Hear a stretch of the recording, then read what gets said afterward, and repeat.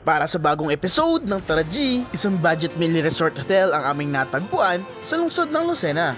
Ito nga pala ang Fresh Air Hotel. Hindi namin nakalain na makakakita kami ng murang resort sa lungsod na ito. Imagine mo, 23 hours ang kanilang check-in time. Simula 1 PM hanggang 12 ng tanghali ng kinabukasan. Umabot lang siguro ng 500 to 600 per head ang aming binayaran. Kasama na dun ang pool entrance at saka ang kwarto naming tutuluyan. Hanggang 6 PM nga lang pala pwede maglangoy sa swimming pool guys. Dahil 6 PM onwards, nagpapalit sila ng tubig sa kanilang swimming pool. Kitang kita at sure na sure kami na pinapalitan nila ang kanilang tubig sa swimming pool. Ilalagay ko na lang sa caption ang link ng kanilang location ha. May kalumaan na ang kanilang facility pero may enjoy mo pa rin at masusulit ang buong araw.